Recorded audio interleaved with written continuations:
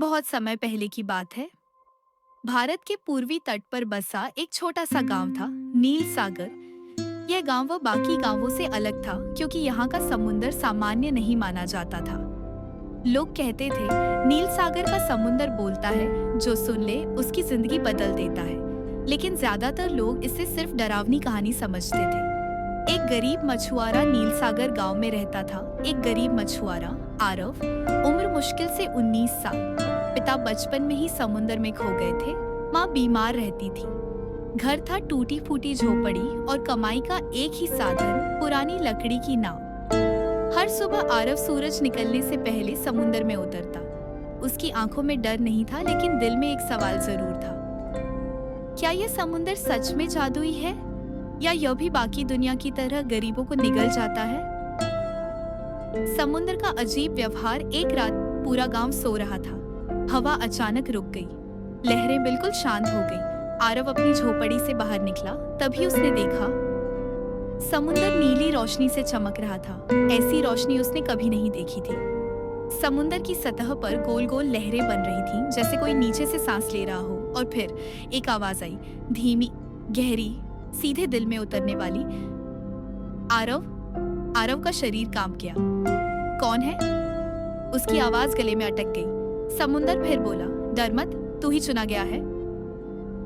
रहस्यमयी सीप। अचानक एक बड़ी लहर उठी और आरव के पैरों के पास कुछ फेंककर वापस चली गई। वह था एक सुनहरी सीप, शंख। उससे हल्की नीली रोशनी निकल रही थी।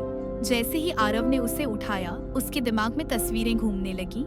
डूबे हुए शहर, सोने से बने जहाज और एक विशाल द्वार। समुंदर की आवाज फिर गूंजी, ये समुंदर जिंदा है आरव, और अब इसका राज तुझसे जुड़ चुका है। अगली सुबह आरव ने यह बात गांव के बुजुर्ग दादा हरिहर को बताई। दादा हरिहर का चेहरा सफेद पड़ गया। तूने सीप उठा ली? उनकी आवाज कांप रही थी। उन्होंने धीरे से कहा, जिसने भी जादुई समुद्र का बुलावा सुना है, उसकी जिंदगी दो रास्तों में बढ़ जाती है। या तो वह सब कुछ पा लेता है, या समुंदर उसे हमेशा के लिए अपने भीतर समा लेता है। उसी दिन से आरव की किस्मत बदलने लगी। जहां पहले जाल खाली आते थे, अब मछलियां खुद जाल में फंस जाती। लेकिन हर रात समुंदर और गहरा नीला होता जा रहा था, और आवाजें और साफ। तीसरी पूर्णिमा को समुंदर का द्वार खुलेगा। आरव समझ गया, यह सिर्फ शुरुआत है। नील सागर गांव में उस दिन अजीब बेचैनी थी। हवा बार बार रुक जाती, फिर अचानक तेज चलने लगती। समुंदर की लहरें आज भी नीली चमक लिए थीं, जैसे कोई बड़ा रहस्य छुपा हो। आरव की आंखों में नींद नहीं थी। उसके हाथ में वही सुनहरी सीप थी, जो हल्की हल्की धड़क रही थी, बिल्कुल दिल की तरह। सीप का रहस्य। जैसे ही आरव ने सीप को कान के पास लगाया, एक गूंजती हुई आवाज आई, समय पास आ रहा है आरव, तीसरी पूर्णिमा को द्वार खुलेगा। आरव चौंक गया। कौन सा द्वार, और क्यों मैं ही? उसने कांपती आवाज में पूछा। सीप से नीली रोशनी तेज हो गई। क्योंकि तू समुंदर की संतान है। यह सुनते ही आरव के पैरों तले जमीन खिसक गई। मेरे पिता? उसके मुंह से बस यही शब्द निकले। पिता का अधूरा सच। उसी शाम आरव अपनी माँ सीता के पास बैठा। माँ की आंखों में आंसू आ गए जब आरव ने सीप और समुंदर की आवाज के बारे में बताया। सीता ने गहरी सांस ली।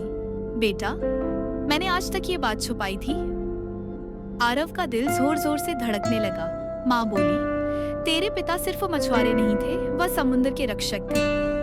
आरव स्तब्ध रह गया। रक्षक? माँ ने सिर हिलाया। नील सागर का समुंदर जादुई है। हर पीढ़ी में एक इंसान चुना जाता है, जो समुंदर और इंसानों के बीच संतुलन बनाए रखे। समुंदर का क्रोध। माँ ने आगे बताया, तेरे पिता ने एक बार लालच में आकर समुंदर के गुप्त खजाने का द्वार खोल दिया था। उस दिन भयानक तूफान आया, नावें टूट गईं, लोग डूब गए। आरव की आंखें भर आईं। और पापा? माँ की आवाज टूट गई। समुंदर ने उन्हें अपने भीतर ले लिया, लेकिन मारा नहीं। वह आज भी जिंदा है, द्वार के उस पार। तीसरी पूर्णिमा की रात। जैसे जैसे पूर्णिमा नजदीक आ रही थी, समुंदर और ज्यादा बेचैन होता जा रहा था। गांव का मुखिया, काला मुखिया, यह सब देख रहा था।